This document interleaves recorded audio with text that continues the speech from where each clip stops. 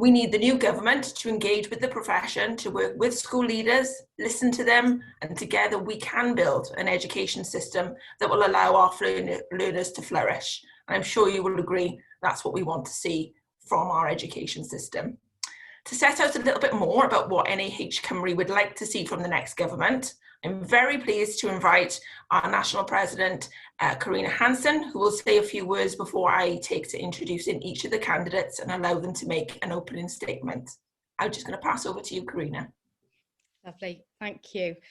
Thanks very much. And thank you for coming along and listening to us and our priorities. We wanted to put something forward for the new candidates coming forward in Wales, just to highlight the issues and the passion that is behind school leaders in Wales. You know, it's been an incredibly difficult year.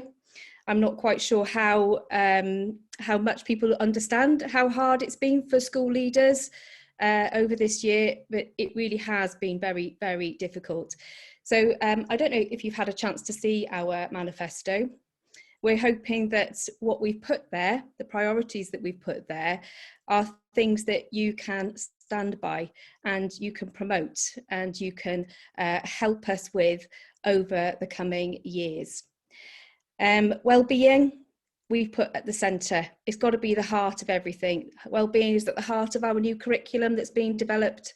It has to be at the heart of everything we do for recovery after COVID, not just for our pupils, but for our staff as well. And it's vital.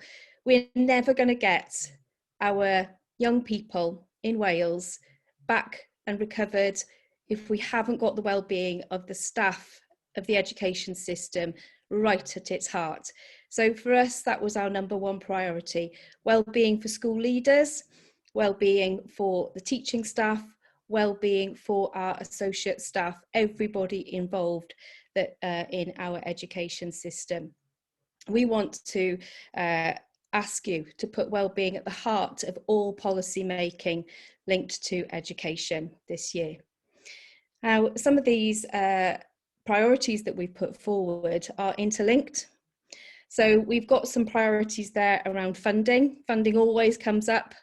We've had so many years of austerity. It's been really difficult. We've had a very strange last few weeks. I can speak as a school leader, coming up to the end of year budget, and we've had money arrive in our budgets. It's been a very confusing year. It's been a very difficult year. I think I'm not going to be alone in sending a plea out to our new leaders coming into Welsh Government to ask that we are not, thrown money for short-term quick fixes that make great headlines. You know, recovery in Wales is like the rest of the UK, like the rest of the world. It's a long-term plan, and education needs to be funded. If we are going to make Wales into something special with our new curriculum, which has so much potential, it has to be properly funded. We have to highlight the importance of education to ensure that we're able to build Wales as a country. Without education, we're not going to have that. We need to be encouraging our young people to be innovative, to be thinkers, to be creative, to be ready for the next generation. You know, these people, these youngsters are our future doctors, they're our future scientists, they're our future builders. They are the ones that are going to be working out the problems, solving the problems that our generation are creating through environment, in the environment. So we've got to fund that. We cannot expect education to be at the heart of everything and to solve the problems if we don't fund it properly.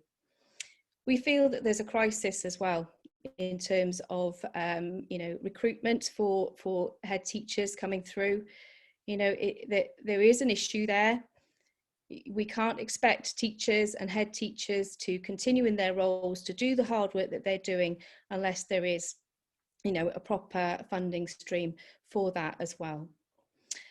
Accountability. Well, it's again something we can see it coming through now that we've got calls coming through from our accountability partners There's a little bit of feeling amongst our colleagues that COVID hasn't happened in some sectors, and there's an expectation that we can just get back on the horse and off we go again and it's all back to normal. It isn't. Do you know, we've got huge numbers of staff coming back into schools who are still frightened.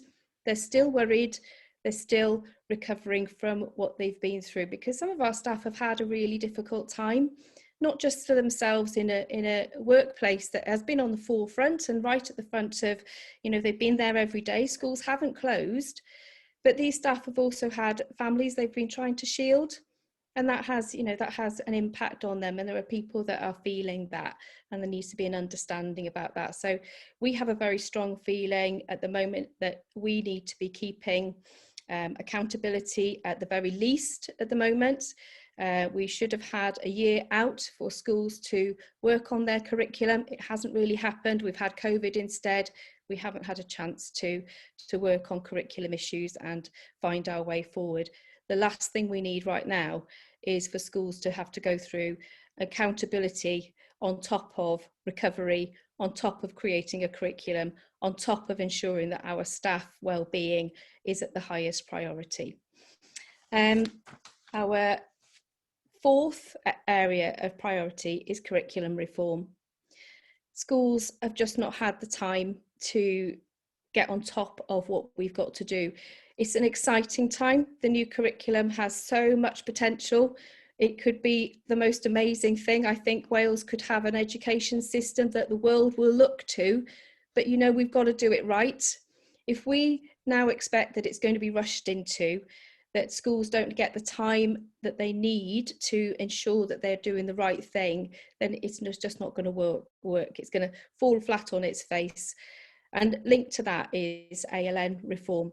I just want to highlight to you how much change there is in education. There is not one aspect of my job, of every head teacher's job, of every teacher's job in Wales that is not changing.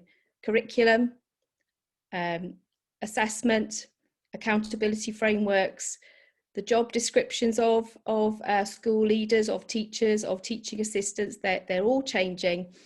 And additional learning needs, the bill, that has huge implications.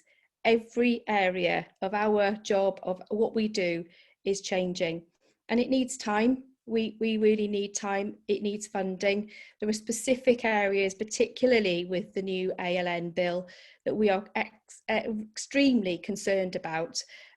Roles and responsibilities that come through with that bill that we feel really need, again, to be funded properly to ensure the very, very best outcomes for the most vulnerable children we have in our society. Okay, so that's our plea. Those are our priorities. I hope you had a look at our 5 key areas, and that's what we're wanting to, or hoping that you're going to sign up for and support us with, because we want to work with you, whoever is the lucky person to get voted in. We want to work with you to make education work in the next few years. Thank you. That's great. Thank you, Karina, and thank you for those inspiring words about our manifesto. Our manifesto is our mission statement, is our document, our document that we want to put forward to the next Welsh Government to work with you and to engage with the profession, to allow our members to have that open dialogue with ministers, with members of the Senedd on what they think needs to happen. And we really appreciate, Karina, you taking the time to set out exactly on behalf of our membership what we are looking for from candidates. So we're going to stop talking. We're going to hand over to the candidates themselves now and allow each of you to take up to 3 minutes to do a little introduction about yourself and about your vision for education. We have agreed a running order. So I'm first of all going to hand over to the Conservative candidate, Stephen Mayfield. Stephen, if you'd like to kick us off, that would be great. Excellent. Thank you very much. Thank you, Laura, and good evening, everybody. Around 2,500 years ago, the Greek philosopher Aristotle said, "Give me a child until he's 7 and I'll show you the man." Now, while I would argue that I think that age should be a bit higher these days, at least probably into the early teens, it highlights a point that's still really relevant today. that the experiences and education a child has affects them for the rest of their lives. And not just determining the career path someone takes, but in other ways too, such as instilling in someone a passion for reading or developing an inquiring mind. And when I look back at my own school days, I can now clearly see how different teachers have influenced my life in so many different ways, and I'm so grateful for their efforts. So given that education has such a bearing on everyone's lives, I'm very pleased to be able to sign the NAHT Cymru's candidate pledge. I want to listen to the views that you as the professionals have, and I'm determined to focus on the needs of learners and of the wider school community. The last 12 months have been really difficult for people right across Wales, and teachers are no exception. The charity Education Support pointed out that teacher stress levels rose from 62% in June 2020 to 84% in October 2020, highlighting the challenges that teachers are facing on top of the normal pressures.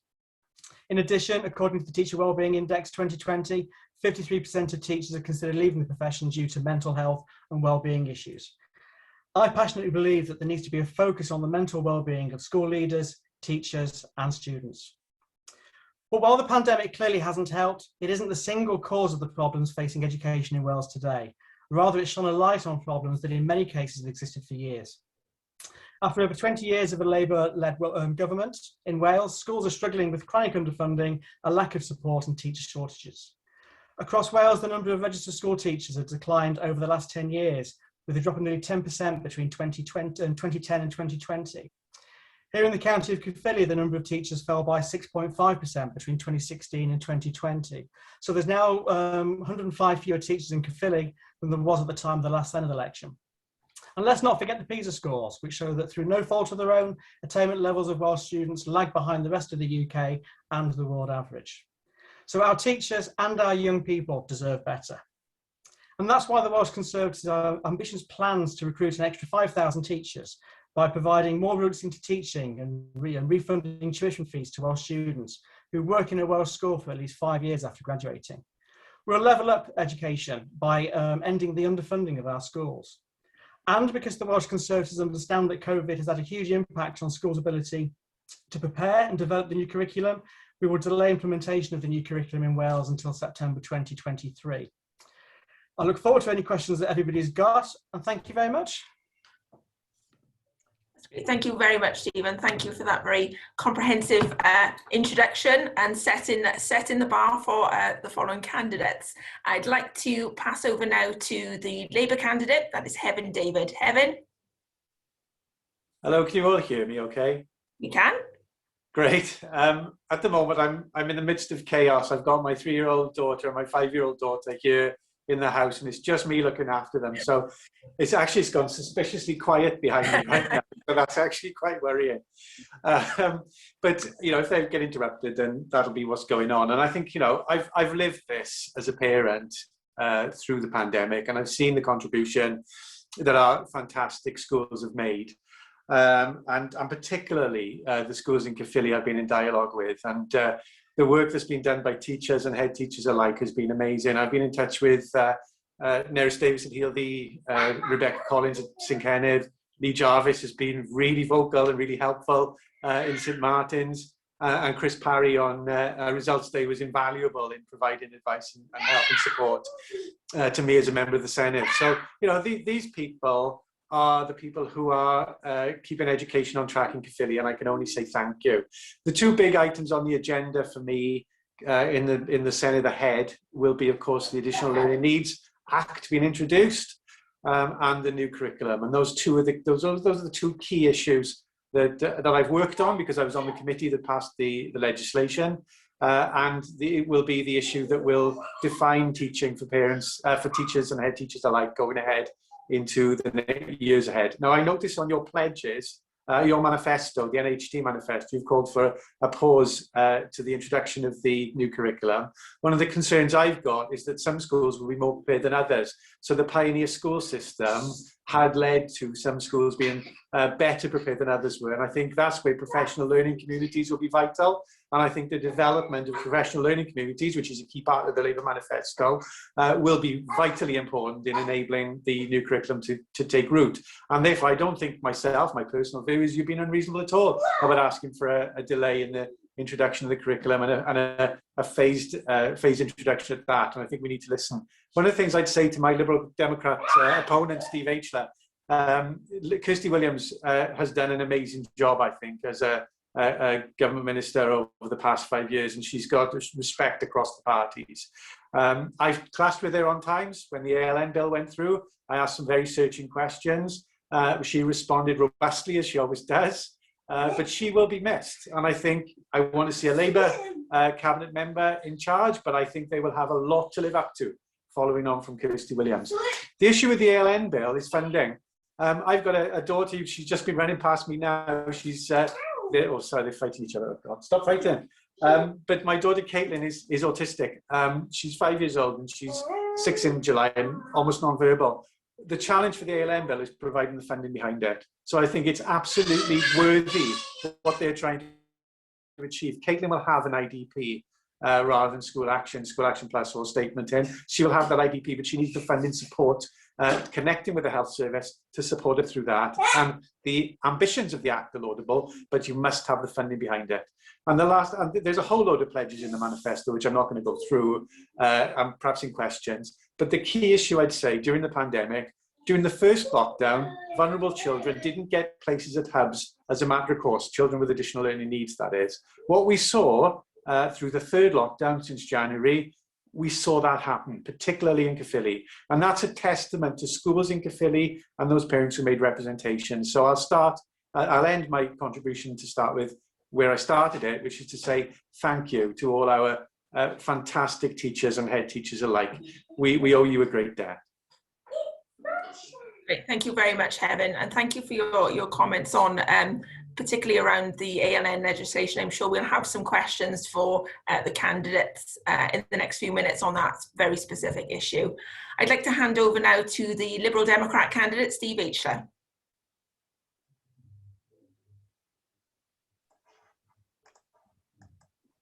Thank you and good afternoon, and thank you for inviting me here today. I'm speaking to you today as the Lib Dem candidate for Caerphilly, but also as an educator and as a parent of 2 children who've just started on their journey through the Welsh education system. With all 3 hats on, I'm really excited about education in Wales. I'm excited about the new curriculum, and I'm excited about the progress which we've made over the last 5 years. But before I talk anything further, firstly, I want to say thank you, as Heaven did. Thank you to the teachers who've continued to provide learning for my children and children across Wales in the most difficult of circumstances. And thank you to the school leaders who have supported and guided them. As an educator myself, albeit within the university setting, I know how challenging it's been to deliver an online education, to develop new ways of teaching and to maintain a nurturing relationship with our learners. And now government is asking you to also deliver the new curriculum and to understand and implement new ways of working around additional learning needs. I don't underestimate how big an ask this is. But I'm excited about the new curriculum for Wales. I'm excited that the 4 purposes will be embedded throughout our education system. And I'm excited that our schools are places where everyone can learn.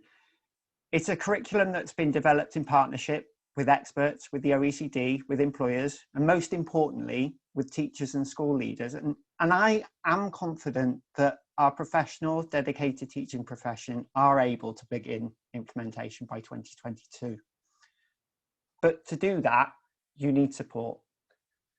You need support from and the trust of government. That's what you've had from Kirsty Williams, and that's what the Lib Dems will fight for in the next Senedd. It's why we're committed to additional funding to support both the implementation of the curriculum and for the changes to ALN provision. It's why we're committed to recognising the value of well-being and of good mental health. Children who are hungry or have got poor well-being and mental health can't learn. Teachers who feel under pressure and who feel undervalued can't teach well, and school leaders who are not supported in their own well-being can't effectively lead, especially when we're asking so much of you. That's why we're committed to an education workforce mental health charter to protect and support all staff in the education sector. Over the last 5 years, the Lib Dems have listened to teachers, to parents, to school leaders. We've worked with you, and I hope we've built trust. The challenges the education system faces over the next 5 years are going to be best faced by working together. We have to build on the trust that's been created, the trust between parents and teachers, the trust between teachers and school leaders, and the trust between school leaders and government. So if you're as excited about the potential for education in Wales as I am, and I think we can become world leaders, please vote for the Lib Dems on the 6th of May. We'll put recovery first, and we'll put education front and centre in that recovery. Thank you. Thank you very much, Steve.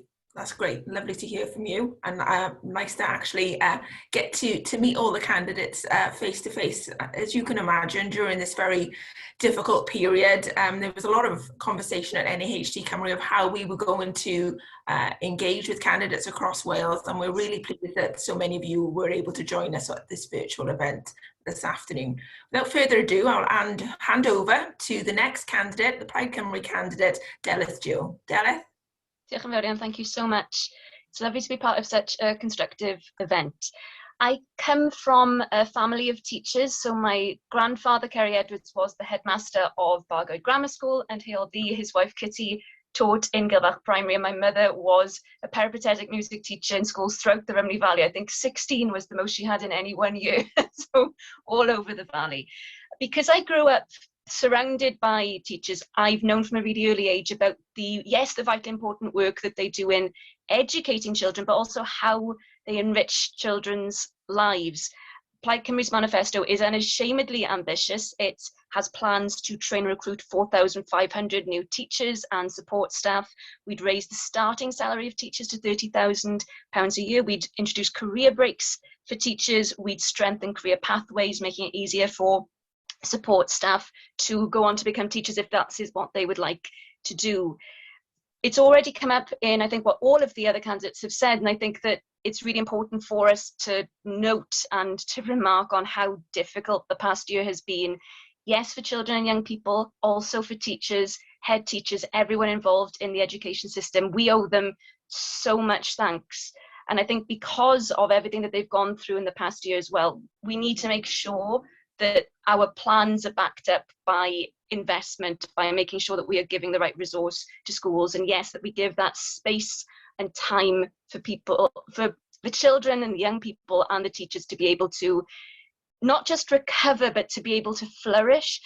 In one of the last Senedd sessions of the 5th Senedd, I had an exchange with Kirsty Williams and also with Lynn Neagle from Labour, and we'd all agreed on a really important point, and it was something that before that moment it hadn't materialized itself, I guess, in my brain in the right way. But there's so much talk and narrative about lost time and lost opportunities over the past year in education, and that can become a self-fulfilling prophecy if we talk about it in negative terms, and that actually we should be talking about helping, yes, children, also teachers, to regain the time. Well, you can't regain time, but to be able to build something, and not to be talking in negative terms, but to make sure that we are, again, creating that space, and that we are making sure that children, as they flourish in the education system, that they are bolstered and that they feel supported always.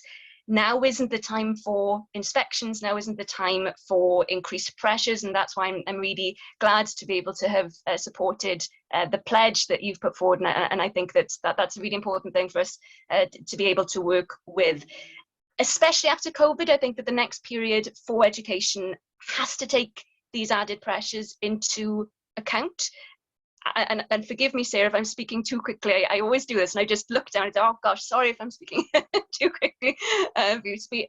Keep it. But yes, there needs to be, there is going to be a new curriculum. We need to make sure that there is actually resource there to back it up, that we take into account the fact that, as Karina was saying at the start, that actually this year that was going to be preparing for the curriculum has been completely overtaken by the pandemic in so many ways. So we need to be agile. We need to not just move forward as though the pandemic hasn't happened, especially because of that. So I won't speak for longer now. I'm really looking forward to hearing what your concerns are, what issues you'd like us all to be addressing, and look forward to having more of this conversation. Diolch yn fawr iawn. Thank you, Daleth, and thank you for touching on some of the points that we've already raised in our manifesto. I'm sure we'll have some questions around those as the time goes on this afternoon. I just wanted to very quickly double check with my colleague Laura. I understand that the Green Party has put forward a last minute addition to the hustings and would like to take part. Is that right, Laura?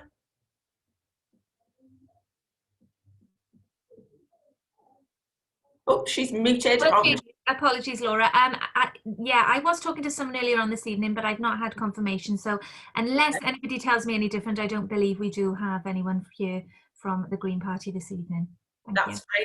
If anybody here is here and has joined us as a visitor and would like to raise their hand as a Green Party candidate, please do so. If not, I will pause a second. No, I can't see any hands shooting up. So I will begin by some of the questions that have been sent to us by NAHT members.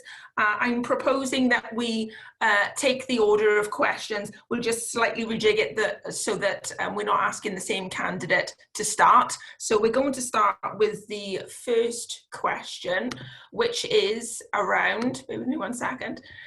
The first question is around inspections. So we've had, as you can imagine, a lot of conversation with our membership around inspections. We've already touched on it, Karina touched on it when talking about our manifesto, that Wales was due to benefit from an inspection-free year to be able to prepare for the new curriculum.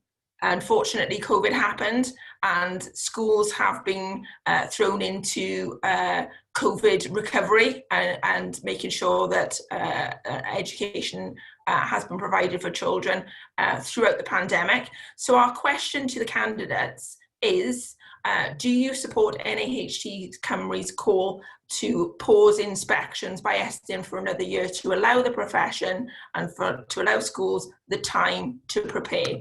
I propose to ask that question first of all to, if we just take the order slightly differently, to the Labour candidate, Heaven David. Heaven? Okay, well, first of all, I'm speaking as from my own point of view.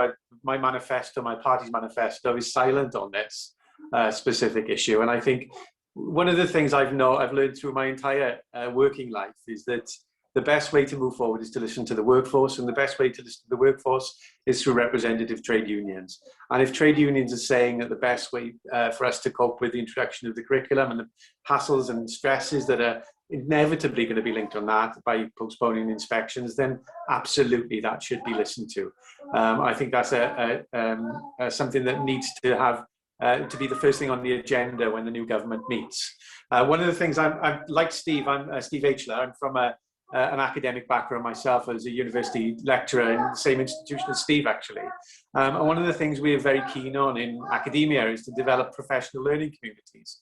The Labour Manifesto has got a commitment to enhancing professional learning communities. One of the ways to develop professional learning is giving teachers the opportunities to learn from the inevitable mistakes that happen in the early days of introducing new reforms. Therefore, I don't think inspections in that sense, in the sense that we've always understood them to be, would be helpful in those early days.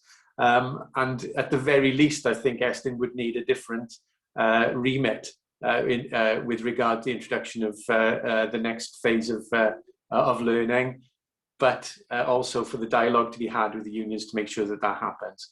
And one of the things I've also heard a lot about is the pressure of hours with regard to professional development and learning. Professional development happens through learning through mistakes, through learning through opportunities.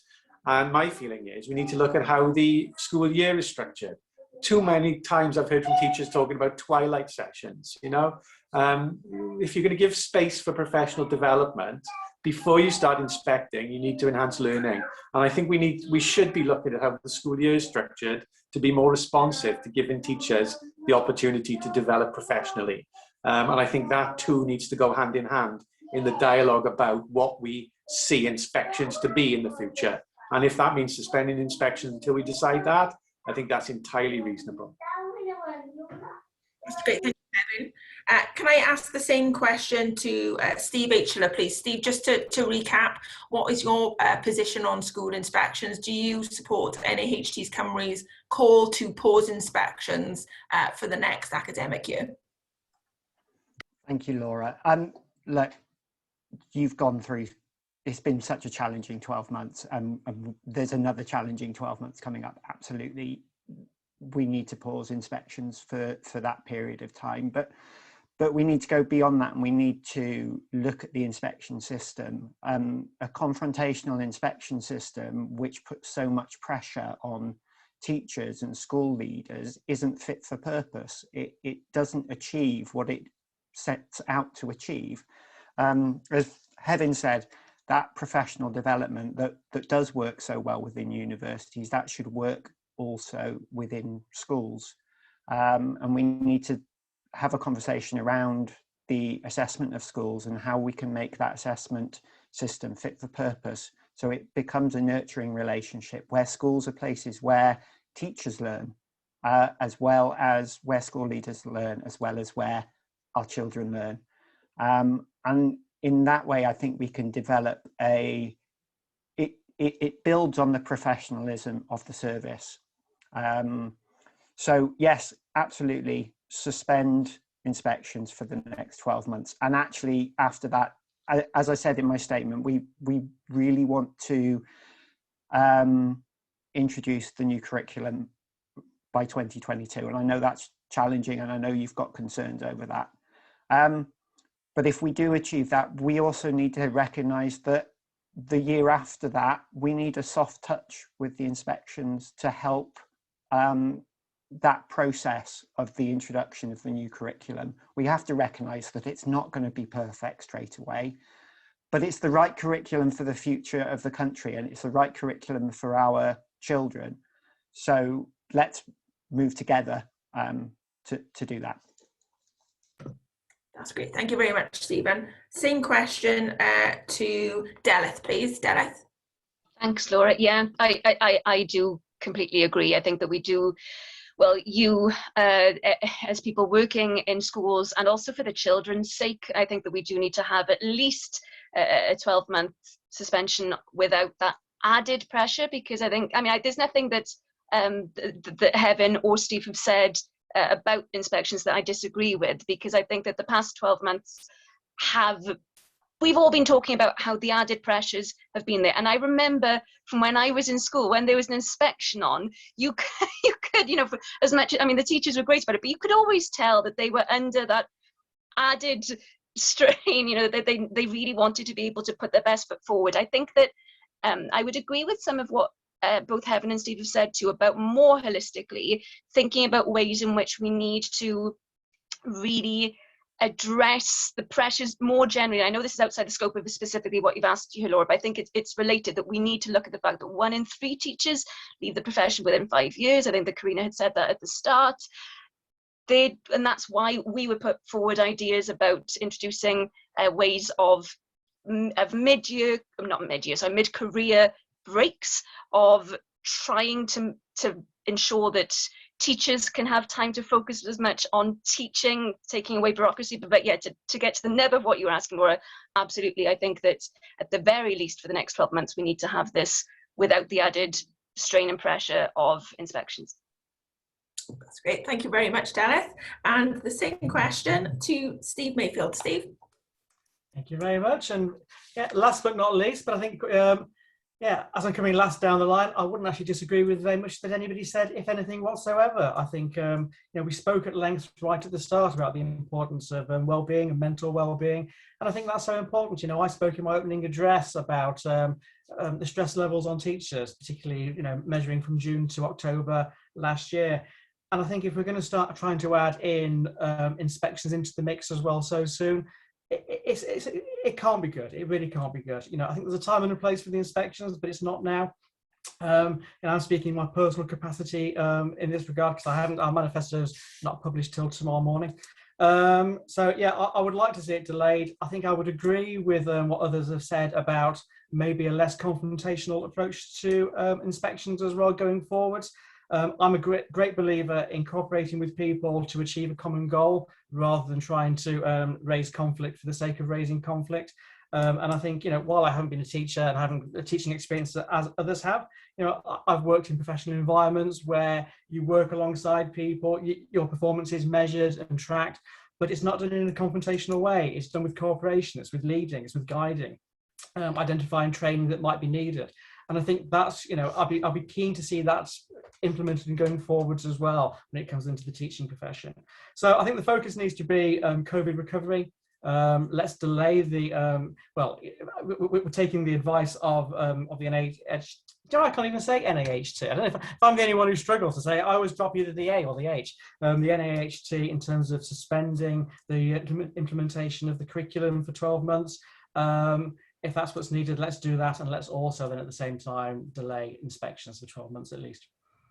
That's great. Thank you very much, Stephen. I'm going to move on to our next question, which was sent in by one of our Caerphilly members, and this relates to the middle tier, so the education consortia that we have across Wales. So sure, we all know that there has been various attempts to look at local government reorganisation, and that one of the moves was to look to create the 4 education consortia to drive forward school improvement and to support schools when it comes to raising standards.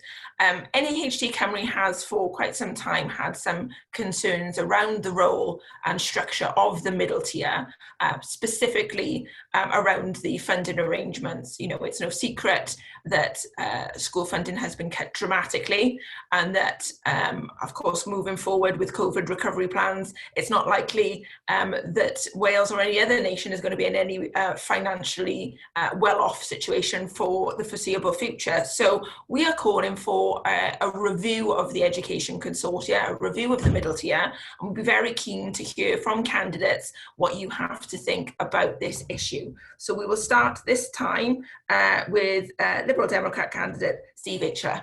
Steve. Thank you, Laura. I thought this question might come up, and I will admit that as a parent, the consortia is not something that was ever on my radar, but the model doesn't seem to be being particularly effective. I think in the Caerphilly area, the consortia does seem to be working, but it's fallen apart in West Wales, and that consortia looks like it's being dissolved. So we absolutely need to review the consortia model. But we do need regional collaboration between schools. We do need to encourage and support the aims of the consortia of encouraging schools to work with each other, looking at best practice within schools. But we also need to look at best practice in similar schools that are maybe not within the area, within the region, the same region, where a school perhaps has a large number of pupils whose first language isn't the language of their education. So if that's a Welsh language school, but the parents aren't Welsh speaking, or an English language school and the parents are not English speaking, those challenges may not come up with any other school in the consortia. So we need to build links across Wales and look at best practice where it may lie. But it does come to funding. We do need to review education funding. Some of the cuts are due to the fact that the block grant that Wales received from Westminster has been cut because of austerity. And there are only so many ways of slicing an omelette. And unless that money coming in, you can't slice it up in too many ways. But I think, as Kirsty has done, Lib Dems will fight for education. We will fight for a fair settlement for education. It is so important, and we have to make sure it's funded properly. We then need to review how that funding finds its way to the front line where it's most needed. That's great. Thank you very much, Stephen. I'll ask the same question to Plaid Cymru's Delith. Thanks, Laura. So we do agree, certainly, well, I would agree with the need to review the middle tier. I think that it's, as a general rule, that if there are lots of different, I mean, obviously, it's a good thing if different bodies that need to be able to work together are working together. But I think that where that falls apart sometimes is where it just increases bureaucracy and slows things down, things become sluggish. So I actually agree with what Steve was saying in terms of needing to slightly be more agile and to look at maybe strengthening how this could work, not just looking within the local area. And I think that there's something to be said for that. I think when it comes to funding, we implied, I think I'm right in saying that we are committing in the manifesto to invest a further £690 million in education over a 5-year term. So that would include some of what I was talking about in the opening remarks about the recruitment and training of 4,500 extra teachers and support staff. That is obviously, and I take Steve's point that there are only so many ways that you can slice the budget that we get given. I mean, that's why I know constitutional questions are going to be, I'm guessing, outside the realm of most of the questions that will come up tonight, but that ultimately is why, as a party, we implied would want to fight certainly for fairer funding. We would want to go further than that, because obviously constitutional questions are not just remote, they have a really tangible impact on the bread and butter issues in terms of how much money we've got to spend on these really essential services. So yes, oh, Heaven's Daughters coming. Hiya. So yes, I agree that we need to review and streamline the way that the middle tier operates, and in terms of the cuts to funding, that's what Plaid Cymru is putting forward in the manifesto. Thank you very much, Della. I'm going to ask the same question to Conservative candidate Stephen Mayfield. Steve. Thank you very much. Yeah, again, similar. There's not too much difference in some of the things that the approach that I'll be looking at. I think a review is necessary. That's not to say there might have been some positive things that have come out of the consortia. Let's just look at it. Let's identify what the positives are. Let's review it. Let's see what's not working. I think it's quite clear that I think everybody agrees that there's a number of things that aren't working. Whether it's the agility, whether it's the approach, that some of the things that are happening in terms of how the schools are being dealt with, and fairness across that, and whether sometimes it's actually making a difference. I think there's no point having these introducing some form of bit in the middle if it's not actually going to deliver a difference. That's what's going to be quite clear. We should be focusing on what the end result is. So yeah, there is something there, but let's review it. And I think I would agree. I'd be keen to review it, and let's not just throw, say, the baby out with the bathwater, but let's review it and see what we think. Similar to Della, funding is an issue. We're committing our manifesto over increased funding. I think that would play a role in stuff like this. But there is a role for cooperation. It goes back to my earlier point with my first question about cooperation. And I'm all one for bringing people together to cooperate across different schools and different organisations for learning best practice and on all sorts, and whether we can streamline any forms of admin or let's avoid duplication. So yeah, review is my key word there. Thank you, Stephen. And last by no means least, Heaven, same question to you. Okay. Well, one of the key, sorry, Caitlin was just coming in and out here. One of the key issues with the consortia, I think Steve identified it actually quite very honestly and very clearly, is that it's been patchy across Wales. The introduction of the consortia. And I've got to say, the Education Achievement Service in the Caerphilly area, the Gwent organisation, has been very responsive to me where I've raised concerns, where I've had questions. They've been very responsive, and it appears generally well working with schools. But that said, these things need to be continually reviewed, particularly where the picture isn't consistent across Wales. And I'm just going to quote, I won't do much of this, but I'm going to quote from the Welsh Labour manifesto to give an indication of where thinking is going in the Labour Party on this. So the manifesto says we will support the democratic role of local authorities in education. That's also to promote parity of esteem between vocational and academic routes, which I think is really important. But we will work with trade unions and local government to examine how a greater degree of federation can support education leadership across Wales, and how we can strengthen professional learning communities. Now that indicates to me you've got an open door to dialogue with a Labour government there. particularly with regard reviewing current middle tier arrangements. And, you know, from my perspective, the best way for professional learning communities to happen is for schools to link up with each other and support each other. And if that is in any way prevented by a consortia tier, then that clearly isn't working. But that dialogue needs to take place, and where it doesn't work, that needs to be identified. I mentioned earlier restructuring the school year, and I think, you know, the freedom to engage in professional learning is really, really important. If any consortia are doing anything less than enabling that, then that needs to be open to challenge. And as a member of the Children, Young People Education Scrutiny Committee, I have my view that it hasn't been enabled in all circumstances. And therefore, the NAHT's view about a review of these circumstances are absolutely right. And I think that's implicit in the Labour manifesto for this election. I think dialogue's key. You know, if you're going to create professional learning communities of practice, that's got to happen through schools having dialogue with each other. Pioneer schools are an early stage example. I think we can do better. I think we can produce peer-reviewed assessments even, but that's quite a bold step that would require a considerable consideration of the school workload.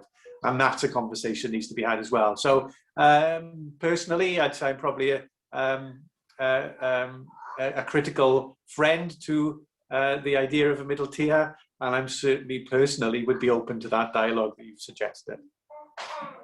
Thank you very much, Heaven, and thank you to all candidates for answering these questions so concisely. I just wanted to stress that these questions were prepared in advance by NAHT, but they were not. They have not been shared with the candidates. So candidates are asking unknown questions, and we are putting them on the spot somewhat. I'd like to turn now to COVID recovery, and many of you in your opening remarks and answers to various questions have touched upon this. Karina made it very clear the impact of COVID on the education system, particularly on schools' readiness for the new curriculum, our concerns around ESN inspections resuming in September, but most importantly around the health and wellbeing aspect, not only of the learners, but also of the workforce. We hear a lot around catch-up from politicians, and we hear a lot around the lost generation, a term that we are not very fond of. We believe that, you know, yes, learners experience something that they weren't planning, and the profession wasn't planning, and nobody was planning COVID. But we don't want to brand any young person as a member of the lost generation. Yes, they've been through something that was unexpected, but they'll come out the other side with the support of their teachers, their TAs, and their school leaders. So what I'd like to ask candidates now is around, what do you believe should happen in schools right now as part of COVID recovery? We've had some indication from the current Welsh Government of how they think things should go. NAHT has a view, and that view is around investing in the profession and listening to the profession to enable them, the people who know learners best, to do their jobs. So I'm interested to hear what candidates have to say, and of course our members are very keen to hear. This event is being recorded, and we hope to share this with our members who were unable to attend this afternoon. So I'm going to ask this question first of all to Delith Jew. Delith?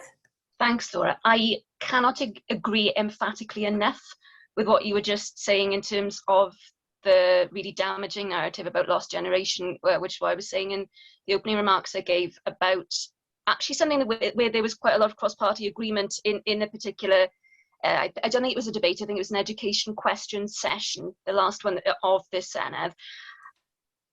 The well-being of children, and yes, of course, teachers and school leaders as well, is something, I was about to say it's something I feel really passionately about, and that's one of those phrases that ends up becoming really hackneyed, but I really do mean it. I remember that last year there was some research that had come out that had been commissioned and undertaken, I think in 2018, so it was before the pandemic, but it was interviewing young people in 35 countries across the world, and they were talking about all sorts of things, including the young people, so between 12 and 15, I think. It was asking them about how they felt about time in school, how they felt about their future, how they felt about themselves. And on some of those questions, the children in Wales had some of the lowest scores. And I just thought that's the kind of thing that needs to kick us in the stomach almost, you know, to just how awful that and this again was before the pandemic, before the loneliness and the isolation that so many young people will have undergone, and the heroic work that teachers have been doing to keep that engagement going. I think obviously we need to be recognizing that, and what all of us as candidates I think have agreed on this evening or this afternoon is that we need to be creating space or allowing space at the moment, not taking up space frantically. This needs to be time, yes, to listen, like you were saying, Laura, to listen to what the concerns of young people are, of the children in school, of teachers as well, of support staff, making sure that there is greater investment in mental health, including in schools, you know, more spaces for there to be, in the curriculum, that there needs to be more acknowledgement and discussion about mental health, making it more normalized for us to be talking about the really bizarre and odd effect that the past year will have had on everyone. And I think that if young people can be encouraged to talk about their experiences, that would be, I'm sure, enriching and helpful for the children, but also for the teachers. So I think that, yeah, making space generally, but also within mental health, you know, making sure that there are spaces for not just community hubs, but actually within schools as well, that counsellors can come in more, that there's more investment for that. I've already touched on, I don't want to take up too much time, I've touched on how we think that as Plaid that we should be investing in the profession. I think that that's also particularly true at the moment of COVID, because of maybe the added pressures and strains that have been on teachers and head teachers the past year. Maybe, I hope not, but it's perfectly possible, understandable, if teachers are feeling really worried about the return to things after, it's going to take everyone time to readjust. So I think that listening as much as possible, creating that space, investing in mental health, but also in the profession, those are the kinds of things that we need to do, but not to assume that there is one size fits all. We need to be taking this, I think, on almost on a school by school basis to see what the needs are and how that can be addressed. Thank you very much, Dennis. And the same question to Steve Mayfield. Steve? Fantastic, thank you very much. Yeah, I think there's again, an awful lot that I agree with you, Dennis. I think the key here is listening. It's listening to the professionals. It's, as we say in the pledge that I think most of us have signed up to. It's about listening to what the professionals say and acting upon. They're in a better position to know what the individual situations are in their own schools. Let's listen to what the people in those situations are saying.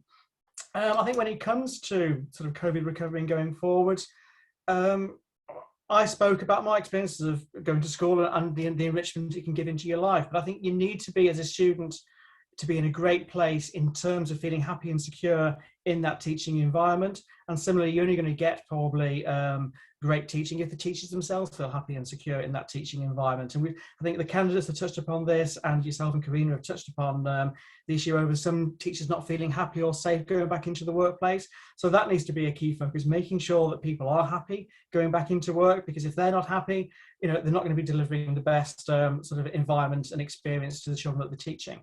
So I think that's key for both the students and the teachers. Mental well-being is quite key in all of this. As Delith says, I think it's a big thing, mental well-being. And if there are any positives that can come out of COVID, which, there may be some, but I think one is that it has made people, I think, less afraid to talk about mental health and mental well-being. I think people are now much more open about it. It's almost that COVID has given people an excuse to feel, well, there is something here. It's a shared experience that lots of people are going through, and we can now all talk about it. I think that's a really positive move, because for too long, people have just hidden it away, tried to struggle through and suffer, and it's not helpful for anybody. So I think that's really, really good. And yeah, I mean, we talk about in our pledges the issue about mental well-being and about extra provision for mental well-being for students across Wales in the schools.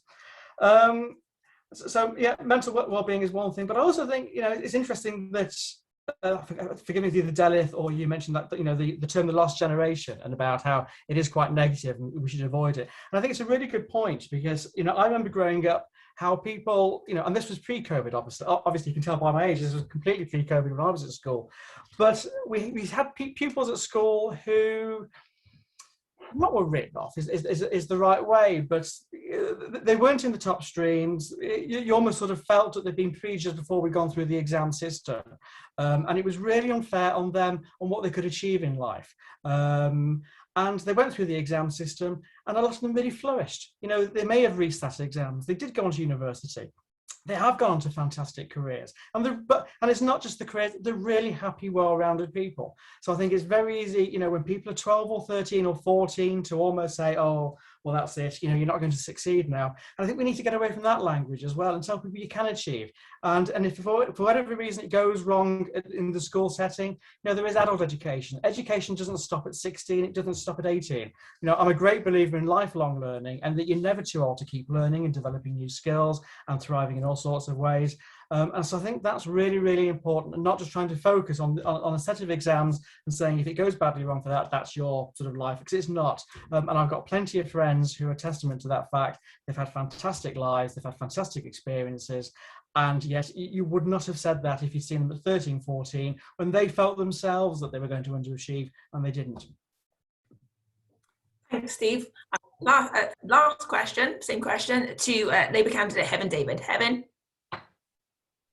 Okay, one of the things, probably picking up where Steve left off there, one of the things that we've done in the Children Education, Young People in Education Committee was interview academics, teachers, pupils, students, and ask them about the impact on them. And one of the things that we came to as a conclusion as a cross-party group was that we should stop talking about catch-up. And I think, you know, you start telling kids they've got to catch up, they all immediately think that they've been left behind, and that isn't where we are. You know, it's a different experience. We are dealing with a world that is changing and has changed considerably, and that's the starting point. So we aren't going to say you need to race to get the year back that you've lost. What we need to be saying to kids and to students and pupils across the board is, this is your opportunity to learn and get better as a result of what's happened. We can be resilient here. You know, I found it with my two, as you can see. You know, they're at the younger end of the spectrum, but certainly they've been very resilient through this. I can't say how delighted I am to see them back in school, but this will be a challenge that they'll remember for the rest of their lives. And one of the things the other speakers have talked about is well-being, and well-being being wrapped up as part of this. That's absolutely vital. And I think we have a whole community approach to this, and that is how we can deal with it. You know, to bring up a child takes a whole community, and that's exactly where we need to be.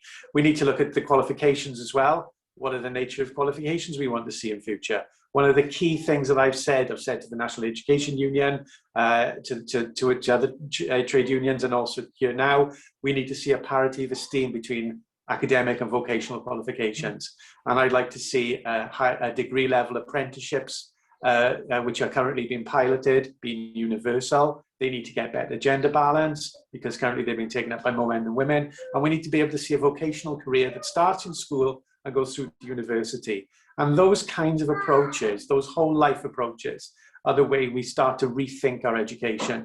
We'd already started rethinking considerably with the new curriculum. And I think this is now another opportunity to rethink our qualifications. And I think that requires, as it's come back to for all of us, all candidates here in Caerphilly, it's come back to that issue of dialogue.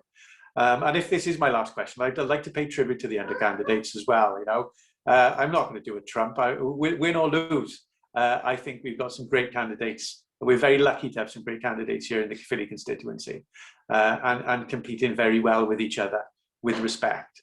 And I think that is the basis for going forward in education in Wales too. And whatever happens, I hope I'm going to win. And if and when I do, dialogue continues. Thank you very much, Heaven. And last but by no means least, the same question to Steve from the Lib Dems. Steve. Thanks, Laura, and thanks, Heaven, for that. And I think he's right in how he finished his statement, apart from the winning part, obviously. Look, my area is enterprise and entrepreneurship education, and I want to bring this back to the four purposes of the new curriculum to develop enterprising, creative contributors. Two of the elements that make up the EntreComp framework, which kind of defines how we see an entrepreneurial and enterprising individual, resilience and the ability to cope with ambiguity, uncertainty and risk. So actually over the last 12 months, both teachers and pupils have learnt a huge amount about other really useful and developed really useful skills which are going to help them in the future. So this is definitely not a case of seeing this as catch up. It's a very different experience.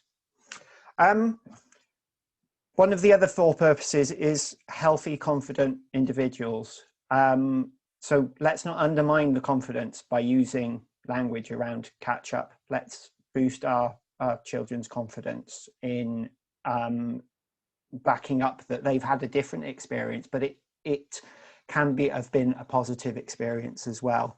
But let's also focus on that health element and that well-being element.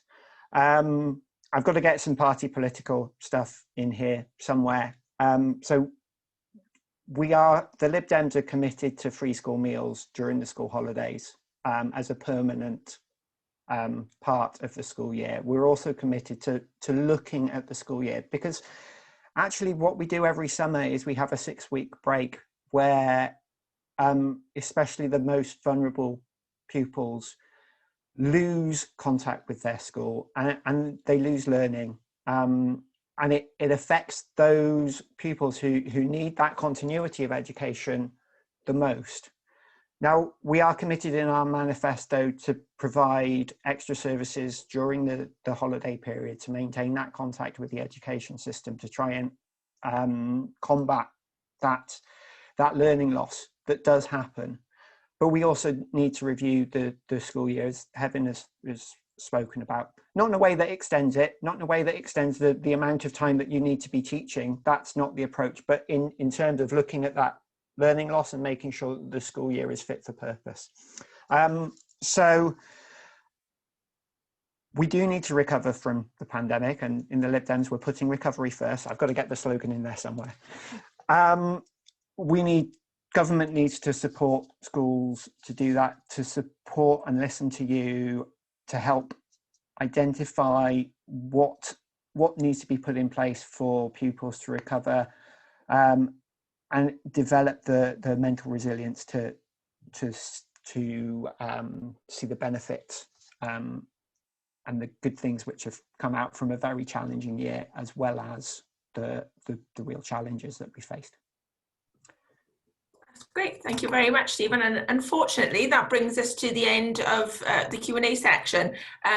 First of all, thank you very much to all the candidates. I know some of you have to shoot off to other events, so we really appreciate you hanging on in there with us, and apologies that we ran over a little bit longer. I can see Delith smiling, she knows I'm talking to her. We really do appreciate you taking the time to engage with us. You've given us certainly a lot of food for thought. We would encourage all candidates, any of you who hasn't signed up to the NAHT Cymru Pledge, we would ask that you do so. We would also ask that you encourage your party colleagues to do the same. NAHT Cymru is committed to engaging with the next government, whichever political party holds power, and we look forward to working with one of you, hopefully many of you in the future, whoever is successfully elected. I am going to really quickly hand back to our President, Karina Hansen, just in case Karina wanted to say any closing remarks before we bring this session to a close. Karina?